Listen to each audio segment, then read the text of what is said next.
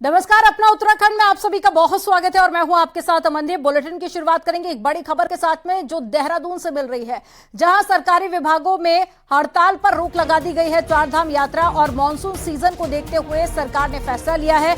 अगले 6 महीने तक हड़ताल पर रोक लगाते हुए सचिव शैलेश बघोली ने आदेश जारी कर दिया है। आदेश के बाद में सरकारी विभागों के कर्मचारी हड़ताल कर सकेंगे। तो एक बड़ी खबर आपको बता रहे हैं, सरकारी कर्मचारी अभी फिलहाल हड़ताल नहीं कर सकेंगे। देहरादून से एक बड़ी खबर आपको बता रहे हैं, जहां सरकारी विभागों में हड़ताल पर रोक लगा दी गई है। चारधाम यात्रा और मॉनसून सीजन को देखते हुए सरकार ने फैसला लिया है और अगले 6 महीने तक हड़ताल पर पूरी तरह से रोक लगाते हुए सचिव शैलेश बघोली ने आदेश जारी कर दिए हैं। तो एक बड़ी खबर आपको बता रहे हैं, देखिए चारधाम यात्रा चल रही है और उसके बावजूद मॉनसून सीजन, जिसके चलते ये बड़ा फैसला लिया गया।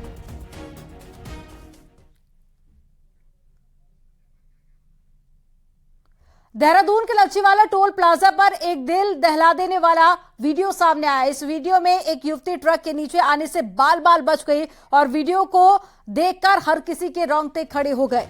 तो देहरादून की ओर से आ रही युवती टोल प्लाजा के पास में पहुंची तो पीछे से एक तेज गति से आते हुए ट्रक ने ब्रेक उसका फेल हो चुका था और वह ब्रेक नहीं लगा पा रहा था और इस ट्रक के आगे स्कूटी सवार चल रही थी और लड़की ट्रक की चपेट में आने से पहले ही तेजी से आगे चलते हुए डिवाइडर की ओर पलट गई और ट्रक युवती के ऊपर चढ़ने की बजाय दूसरी साइड पलट गया।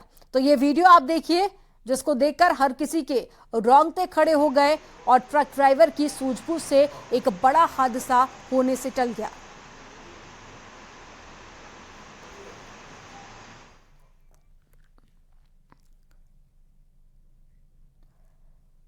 केदारनाथ में आई आपदा के 10 साल पूरे हो चुके हैं और आपदा के बाद में सरकार ने केदारनाथ पुनर्निर्माण कामों को लेकर काफी ज्यादा फोकस किया और यही कारण है कि आपदा के 10 साल बाद केदारनाथ में कई काम पूरे हो चुके हैं तो कई का निर्माण कार्य अभी चल रहा है। सरकार धाम के पुनर्निर्माण काम एक मास्टर प्लान के तहत कराए जा रहे हैं, जिसकी मॉनिटरिंग पीएमओ कर रहा है। वहीं केदारनाथ के साथ ही बद्रीनाथ में मास्टर प्लान के तहत भी काम सरकार करवा रही है। तस्वीरें आपको दिखा रहे हैं। केदारनाथ में 10 सालों में बेहद बदलाव देखा गया। 10 साल पहले जो केदारनाथ के आसपास का जो मंदिर बने हुए थे, जो पूरा स्थान था, उसमें तबाही आई और वो पूरा यहाँ पर तहस नहस हो गया था। लेकिन एक बार फिर से उसको दोबारा से डेवलप किया गया और साथ ही प्रधानमंत्री नरेंद्र मोदी के नेतृत्व में ये काम यहाँ पर पूरा हो सका है। तो 2 तस्वीरें आप देखिए, केदारनाथ घाटी की ये तस्वीरें आपको दिखा रहे हैं, जहां 10 साल पहले भारी तबाही आई थी, 5000 से ज्यादा लोगों की जान चली गई थी और पहले के बाद अब जो बदलाव देखा गया। अब ये 2 तस्वीरों में आप देखिए, ये आपको 10 साल पहले का मंजर दिखा रहे हैं पहली तस्वीर में, दूसरी तस्वीर ये आज का केदारनाथ है जो बहुत ज्यादा डेवलप हो चुका है और यहां अब लोगों के लिए दर्शन करना, यात्रा करना बहुत आसान हो चुका है। तो पुनर्निर्माण के कई काम यहां पर पूरे हो चुके हैं और कई जारी हैं।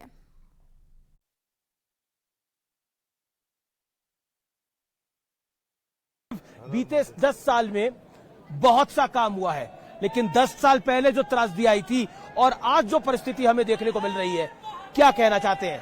देखिए, 10 साल पहले बाबा केदार का ये प्रांगण पूरी तरह से क्षतिग्रस्त हो गया था। वो बहुत बड़ी त्रासदी थी और पूरे देश दुनिया ने उस त्रासदी को देखा और इन 10 सालों में हमारे यशस्वी प्रधानमंत्री मोदी जी और मैं कहूंगा कि बाबा केदार के अनन्य भक्त मोदी जी को भगवान ने मौका दिया और उनको देश का प्रधानमंत्री वो बने और उनके प्रधानमंत्री बनते यहाँ पर तेज गति से बाबा केदार का पुनर्निर्माण का काम शुरू हुआ। ये पूरा आप परिसर देख रहे हैं, चारों तरफ ये जो है सारा निर्माण कार्य चल रहा है और एक पूरे मास्टर प्लान के तहत यहाँ पर जितनी पुरानी बिल्डिंगें हैं हटाने का काम चल रहा है। जब त्रासदी आई थी उसकी तस्वीरें भी हम देख रहे हैं। जब त्रासदी आई थी तो उसके साथ ये सारा बह गया था, ये पूरा का पूरा सारा क्षतिग्रस्त हो गया था। केवल यहाँ पर जो है ये भगवान का प्रांगण ही शेष रह गया था और वो भीमशिला ने बचाया। भीमशिला ने आकर जो है सारी जो आपदा का जो आने वाला सैलाब था उस सैलाब को डाइवर्ट किया था और इसको उन्होंने ही पूरी तरह से यहाँ रक्षा हुई थी। केदारनाथ में पुनर्निर्माण कार्यों पर सीएम धामी ने कहा कि पीएम मोदी के निर्देशन में पुनर्निर्माण कार्य तेजी से चल रहे हैं और 10 साल में काफी हद तक काम हुआ है। केदारनाथ से पीएम मोदी को विशेष लगाव है। पुनर्निर्माण कार्यों के लिए बाबा केदार ने अपने ही भक्त को चुना है।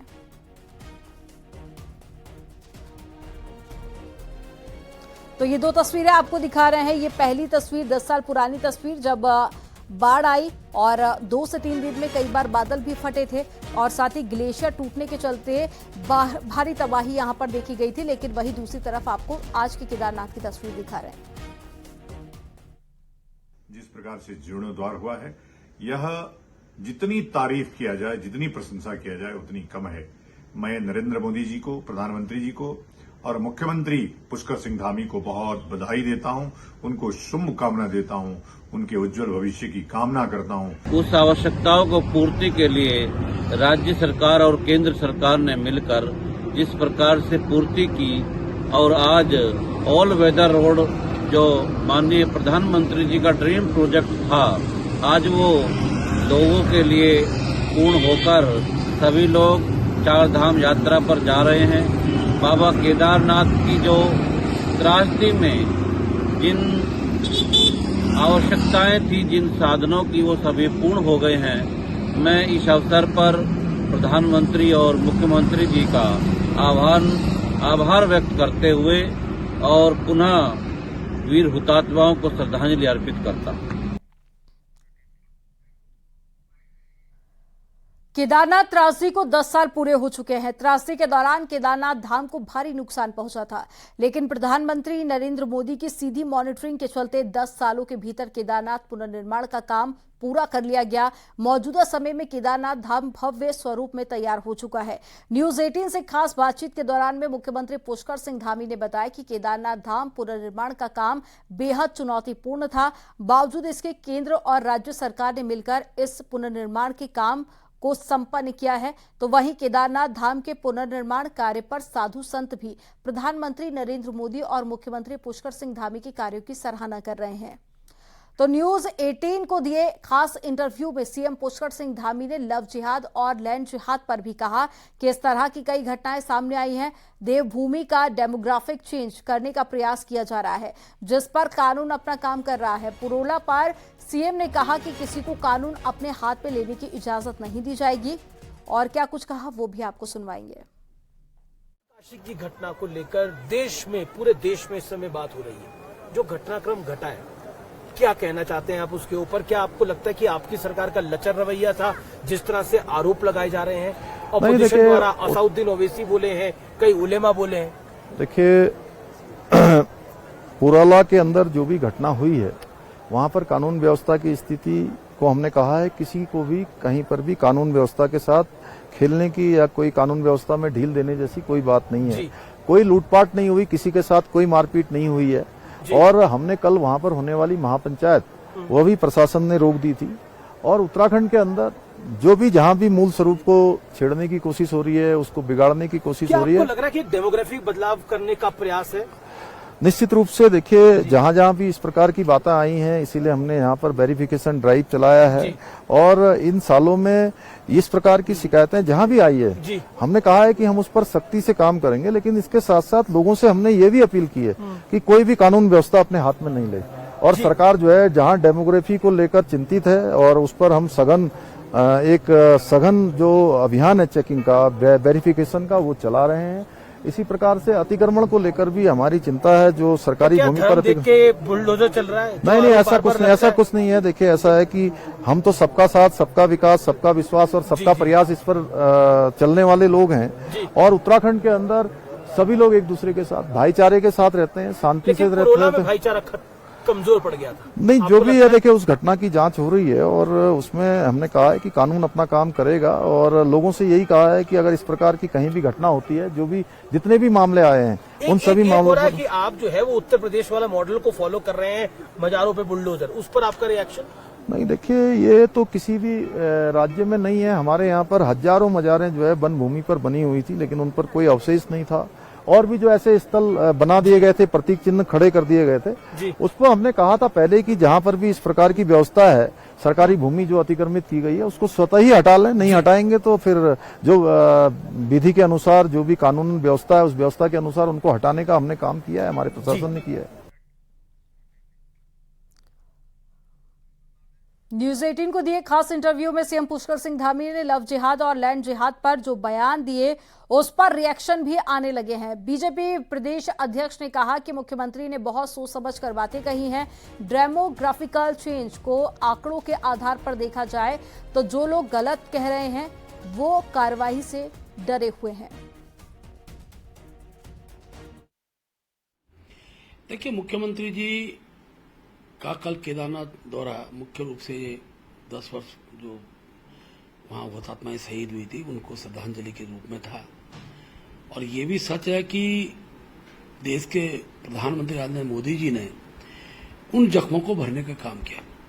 अगर पूरे देश के प्रवक्ता ने सोचता कि राज्य की स्थिति में कहूं तो वहां का पंडा समाज, तीर्थ पुरोहित समाज जो है वो एक प्रकार से बहुत करुणा के भाव में थे। अपेक्षा भी नहीं की जा सकती कि इतनी जल्दी इस भव्य स्वरूप के मंदिर को स्थापित कर सकते हैं। मोदी जी ने मिनट टू मिनट उसकी मॉनिटरिंग की और हर बार मुख्यमंत्री से लाइजन में रहते हैं और मुख्यमंत्री जी ने भी अपने अधिकारियों को उस कार्य की दृष्टि से यथा समय उसके चरणबद्ध तरीके से उसकी योजनाएं पूर्ण हो। आज एक भव्य स्वरूप के रूप में भगवान केदार जी का मंदिर है। और मैं इस बात को इसलिए कह रहा हूं कि हमारे उत्तराखंड का जो आर्थिक का सबसे बड़ा क्षेत्र है वह धार्मिक यात्रा है और धार्मिक यात्रा को प्रफुल्लित करने में इस राज्य के लिए मोदी जी के योगदान को भुलाया नहीं जा सकता है। जहां केदारनाथ का भव्य स्वरूप मिला है वहीं बद्रीनाथ के मास्टर प्लान के बाद बद्रीनाथ का भी भव्य स्वरूप और सामने आएगा। और मुझे पूरा विश्वास है कि गंगोत्री, यमुनोत्री और पूरे उत्तराखंड के जो देवस्थल है उन देवस्थलों को विकसित करके हम भारत के अंदर उत्तराखंड को देवभूमि के व्यापक स्वरूप के रूप में स्थापित करेंगे और इसमें मोदी जी का बहुत बड़ा योगदान हमको मिलने वाला है। जहां तक इसमें एक बात उन्होंने कहा कि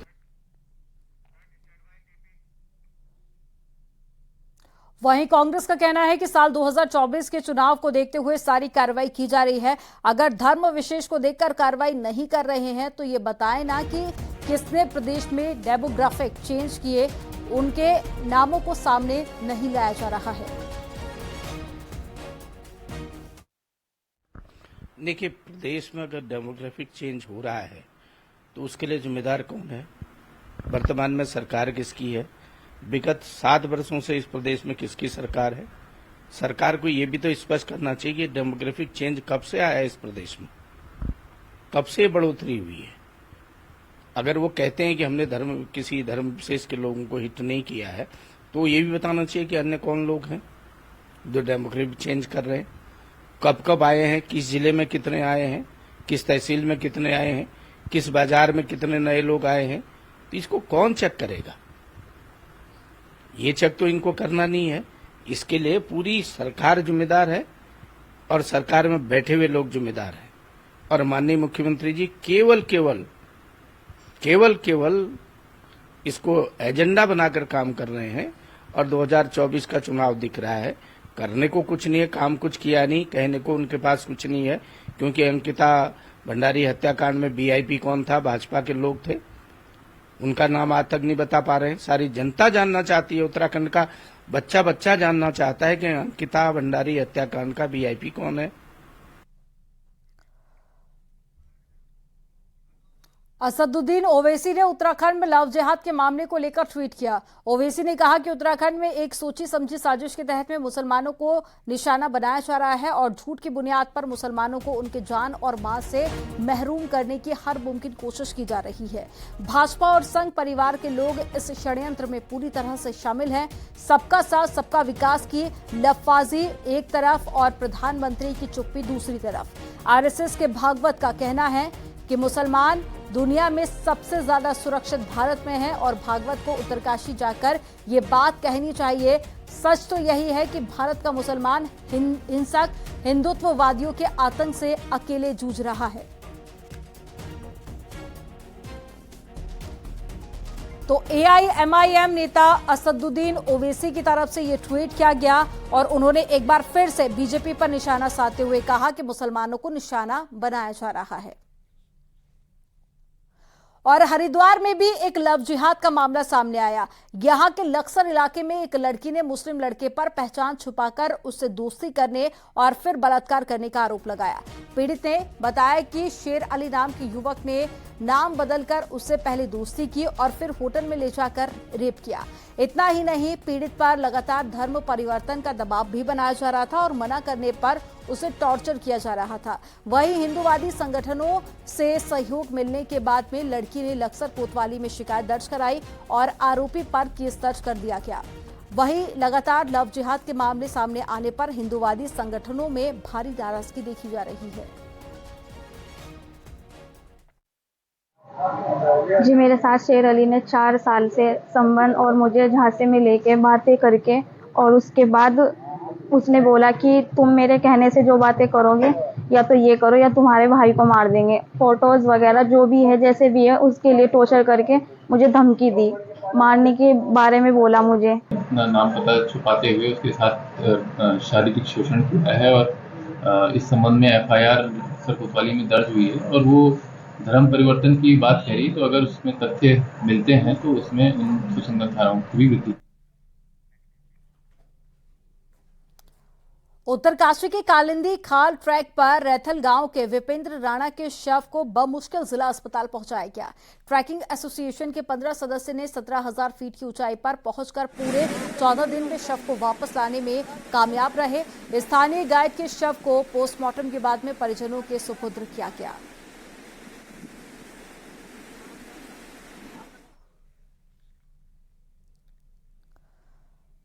पिथौरागढ़ के नैनी सैनी एयरपोर्ट को डीजीसीए का लाइसेंस मिल गया है, जिसके बाद में हवाई सेवा शुरू होने की उम्मीद जताई जा रही है। और ऐसे में क्षेत्रीय विधायक मसूक महर ने कई सवाल उठाए हैं। विधायक का कहना है कि सिर्फ राजनीतिक लाभ के नजरिए से हवाई सेवा संचालित नहीं होनी चाहिए। पहले भी कई बार चुनावों से ठीक पहले हवाई सेवा शुरू की जा चुकी है, लेकिन चुनाव होते ही उड़ान पर ब्रेक लगा दिया जाता है।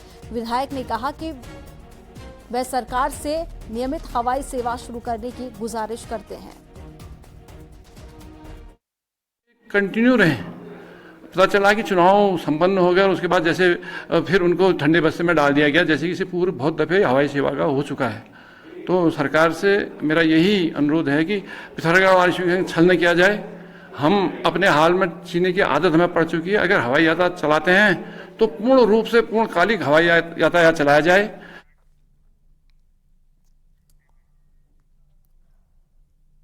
पिथौरागढ़ के गंगोली हाट क्षेत्र के कई गांवों में गुलदार का खौफ कायम है।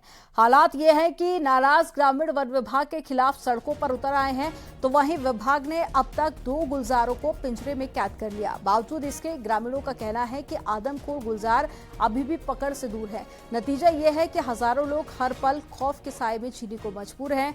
और डाकनी उप्रेती गांव में गुलदार के हमले से एक बच्चे की मौत हो चुकी है, जबकि एक गंभीर रूप से घायल है। वन विभाग का कहना है कि 2 गुलदारों को पकड़ने के बाद भी वन विभाग की टीमें मौके पर तैनात की गई हैं।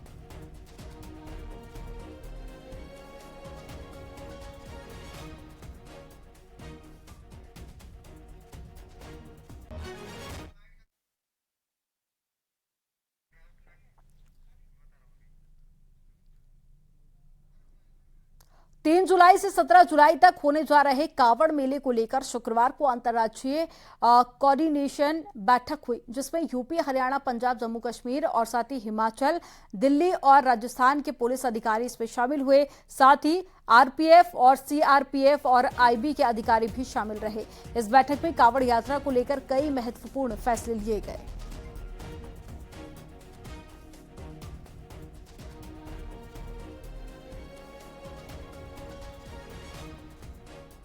तो हरिद्वार में कांवड़ यात्रा को लेकर पहले ही बैठक की गई, जिसमें कई राज्यों की पुलिस शामिल हुई। किसी की भी हुड़दंग को किसी भी रूप में टॉलरेट नहीं किया जाएगा। जो लोग बेसबॉल बैट और इस तरह की चीजें लेकर के चलते हैं वो बिल्कुल अलाउड नहीं होगा। जहां तक डीजे की बात है, डीजे प्रतिबंधित नहीं होगा, किंतु डीजे नियंत्रित होगा।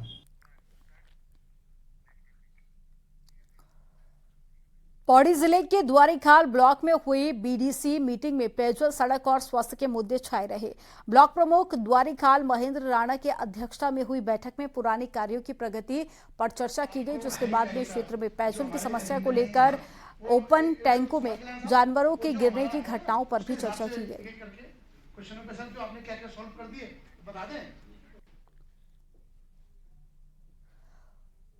उत्तराखंड के गांधी कहे जाने वाले इंद्रमणि बड़ोनी के गांव का हालात बेहद खराब है और राज्य बनने के 23 साल बाद भी गांव में सड़क नहीं बन पाई है। सोशल मीडिया पर महिलाओं का एक वीडियो वायरल हो रहा है, जहां गांव की महिलाएं मिलकर एक बीमार महिला को कंधे पर लेकर जा रही हैं और सबसे आगे चल रही महिला का कहना है कि इस गांव में कोई मर्द भी नहीं है जो बीमार लोगों को अस्पताल ले जाने में मदद कर सके और सड़क ना होना सबसे बड़ी समस्या यहाँ की है। ये गांव धनसाली विधानसभा क्षेत्र में पड़ता है, जहां 2 बार से बीजेपी के शक्तिलाल शाह विधायक हैं।